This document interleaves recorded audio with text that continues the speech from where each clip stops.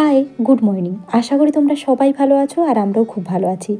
আজ হলো নভেম্বরের 9 তারিখ আর বারটা হলো শনিবার। সবাই মিলে একসাথে সকালে মুড়ি খাচ্ছি। আজকে মুড়ি খাওয়ার জন্য তেমন কিছু করিনি, শসা, পেঁয়াজ, গাজর, চানাচুর এইসব দিয়ে খাওয়া হচ্ছিল। আর যেই মিষ্টিগুলো মা বানিয়ে এনেছিল সেগুলো দিয়ে। আর মিষ্টিগুলো না হালকা হালকা গন্ধ হয়ে যাচ্ছিল, তাই মায়ের না মনটা খারাপ হয়ে গেল যে এত কষ্ট করে বানিয়েছে, খেতে পারলাম না, সব নষ্ট হয়ে যাচ্ছে এই জন্য। তারপর মা আর বাবা দুজনে মিলে এখন পেঁয়াজ রসুন ছাড়িয়ে নিচ্ছে আর আমি দুটো আলু কেটে সেদ্ধ করতে চাপিয়ে দিলাম। তারপর আমি গান লিখতে বসলাম, কারণ পরের দিন গানের টিউটোরিয়াল ভিডিও দেবো, তার জন্য স্বরলিপি ফোনে তুলতে হবে সেই জন্য। আর ও গেছিল দোকানে চিকেন আনতে। চিকেনটা এখন একটু ভিনিগারের মধ্যে ডুবিয়ে রাখবে, তাই সেটাই ওখান থেকে নিচ্ছে। আমি ওকে বললাম তোমার যদি কোনো অসুবিধা হয় তো আমাকে ডেকো। মাংস করতে করতে এখানকে কেন আসছো বলো? এই দোষটা পাচ্ছি না, আর একটু দেরি করে না হলে একটু জমবে না। আচ্ছা, এখনো যেই সুন্দর হয়েছে, হ্যাঁ এরকম আর ছিল না, এখনো আছে সেগুলো, সেই যেগুলোতে আমরা মাথা দিই সেগুলো হবে। কালকেই বলছিলাম কেমন এটা বড় বড় যেই বালিশটা ও শার্ট দিয়ে তৈরি হয়েছে না, সেই বালিশটা একদম ভালো হয়নি, ওর একদম পছন্দ হয়নি। ও তাই বলছে ওটা খুলে দিয়ে অন্য কিছু দিয়ে তৈরি করো। তারপর বাবা মশলা করে দিল আর ও না চিকেন থেকে নরম নরম মাংসগুলো বেছে ম্যারিনেট করে নিচ্ছে। আর আমি কুরকুরে প্যাকেটটা ভালো করে গুঁড়ো করে নিয়েছি আর আলুগুলো ও ভালো করে গ্রেটারে করে গ্রেট করে নিচ্ছে। আর মা এদিকে চলে আসছে, কারণ মাকে ও পাশে কোনো কাজই করতে দিচ্ছে না। তাই মা বললো যে বালিশের কভারগুলো বানাতে বাকি রয়েছে সেগুলো আমি বানিয়ে দিই। আর বালিশের কভারগুলো এত বড় বড় হয়ে গেছে, তাই মাকে বললাম কভারের সাথে ফিতা বানিয়ে দাও। আর এদিকে ও যেটা তৈরি করছে সেটার নাম আমি জানি না, কিন্তু রেসিপিটা তোমাদেরকে বলতে পারি। কিছুটা ডিমের ডেভিলের মতো। প্রথমেই সেদ্ধ আলু আর সেদ্ধ ডিমকে ভালো করে গ্রেট করে নিতে হবে, তারপর দুটোকে একসাথে ভালো করে মাখিয়ে ফেলতে হবে।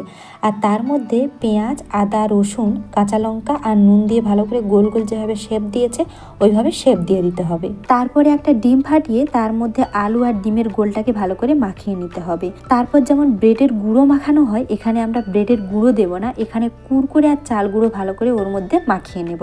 এবার একটা তেলে ভেজে নেব। এটাই তৈরি হচ্ছে।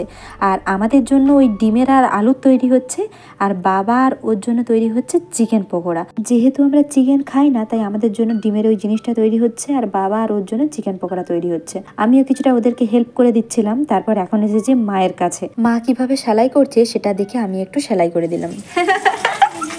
What is this? ডিম ছিল না, ডিমের জন্য আর এদিকে আমার রান্নির কি হয়েছে দেখো, কড়াতে ফেনায় ভর্তি হয়ে গেছে, বুঝতেই পারিনি ভাজা হয়েছে কিনা। আর ওকে কতবার বলি ওখানে পা তুলতে নেই, তারপরও কথা শোনে না। চিকেন পকোড়া ভাজা হয়ে গেছে, সবাই মিলে খাবো, তাই দরজাটা বন্ধ করে নিলাম আর বাবা আমাকেও ডেকে নিলাম। আমার গরম একটু বেশি লাভ আছে। আচ্ছা সে আগেই হামলা করে দিচ্ছে বেটা। বাবা একটা খেয়ে দেবে, হ্যাঁ তো খান সব বাবাকে দিবে, এগুলো খেতে পারেনি। ঠিক আছে, পাঁচটা করছি, পাঁচটা। আমাকে সস খেতে না ভালো লাগে না, এটা কি মিষ্টি, তুমি একটা সস দিবে না। কেমন লাগছে বাবা? এটা ভালো লাগে, সসটা মিষ্টি লাগছে। আমার কাছে একটা লবা তুমি। চিকেন চলবে না। মাকে দাও। চিকেন চলবে তুমি না। না দাও, না তুমি একটা তুমি গন্ধ আমি খাবো না। চিকেন চলবে না। গরু মাখা বলছে। নিজে সমান সমান ভাগ করে কেন বলছি তুমি? আমার একটা বেশি ছিল, আমি পাঁচ সাত খাইছি। কি প্রমাণ আছে? ছবি আছে? আছে। বাবা কোথা থেকে দিলে সব কিছু চললো? আর দোকানে পড়াতে ভালো লাগছে না, খারাপ লাগছে সেটা বলো, সত্যি কথা। তাহলে দোকানে সেদিন খেতে গেল কেন? ঘরেই তো সেটা দোকানে তো পড়া খাইনি আমরা, কি হয়ে যাবো? ওই তো লেগ সেই ফ্রাই chicken খাইছিলাম, lollipop। ললিপপ খাইছিলাম। এই একই তো জিনিস, সেও তো একই দিয়ে করছে কড়কড়া। হ্যাঁ? সাঁথাকে গল্প করছি, সাঁথাকে লাদ দিচ্ছে।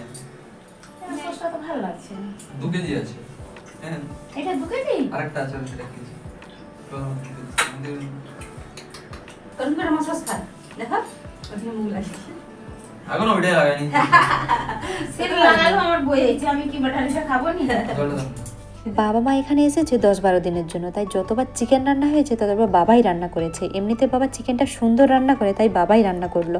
এখন একটু রেস্ট নিচ্ছে, তারপর সবাই মিলে খেতে বসে গেলাম। বাবাদের জন্য চিকেন আর আমার আর মায়ের জন্য হয়েছে ডিমের ঝোল। ডিমের কালারটা দেখতে পাচ্ছ কেমন, বাবাই রান্না করেছে এটাও। ও বাবাকে বলছে তুমি সবকিছুতে চিনি দিয়ে কালার করেছো। তারপর ওর নিজের মনে পড়লো যে আমাদের বাড়িতে চিনিই আনা হয় না, কোনো কিছুতে মিষ্টি যদি দিতে হয় তাহলে আমরা মিছরি দিয়েই রান্না করি। সবাই মিলে ঘুমোচ্ছিলাম আর বাবা মা বিকেলে উঠে একটু ঘুরতে বেরিয়েছিল। আমাকে ডাকছিল, কিন্তু আমি তখন ঘুমোচ্ছিলাম, তো এই জন্য আমি যাইনি। মা আমাকে বলছে অনেক দূর বেরিয়ে এসেছি, তোকে ডাকলাম তুই তো গেলিনি। যেমন আর কেন খুলবে, এগুলোকে খুলতে তো হয় না। এবারে এর মাছ কইছি হুম।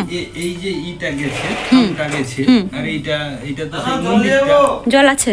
এই যে মন্দিরটা এবারে এই যে থামগুলা এই নিচে পর্যন্ত আসলেই তো একই রকম নীল হবে না এইখান পর্যন্ত দিত বর্ডার দিয়ে ওই তুমি যেমন পারবে তেমন করে দিবে। মানে চারটা এই তো একটা দুটো তিনটে চারটে বাবা মা ঘুরতে গিয়ে দোকান থেকে বড়া পাও কিনে এনেছে। তোর বাবাকে কেন বড় দিছু?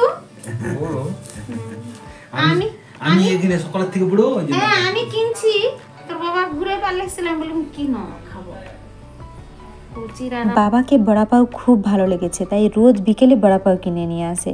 আর চারজনে যখন আমরা থাকি তখনই চেস করে প্রত্যেকটা খাবার খাই, তোমরা তো দেখেছো। খেলবো নি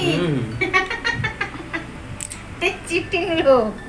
প্রত্যেকদিন সন্ধেবেলায় আমি বাবা মা তিনজনে মিলে লুডো খেলতাম। আজকে ও রুমে রয়েছে, ও গেম খেলছিল। ওকে অনেক করে বললাম চলো না আমাদের সাথে একটা দান খেলো, তারপর অনেক করে রাজি হলো। আর দেখো শুয়ে পড়ে খেলছে, মানে আর উঠে বসতে পারছে না এমন। লুডো খেলার পর একটু সাপ খেললাম। বাবা আর মা তো উঠে গেছে, কিন্তু আমি আর ও দুজনে মিলে উঠছি না কতক্ষণ ধরে, মানে আমরা দুজনে মিলেই খেলেছি মানে 10 মিনিট ধরে।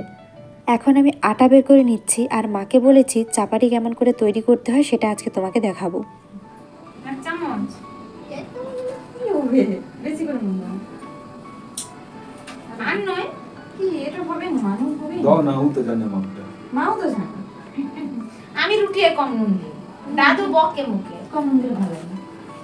আরো নিবি অনেক হবে পুরো 1 কেজি আটা মাখি বলছি 1 কেজি আটাই খাওয়া। মা আটাটা মাখিয়ে দিয়েছে আর আমি চাপাটি বানিয়ে নিয়েছি। আর দুপুরে ডিমের ঝোল মাংসের ঝোল ছিল, সেটা দিয়ে খেয়ে নিয়েছি।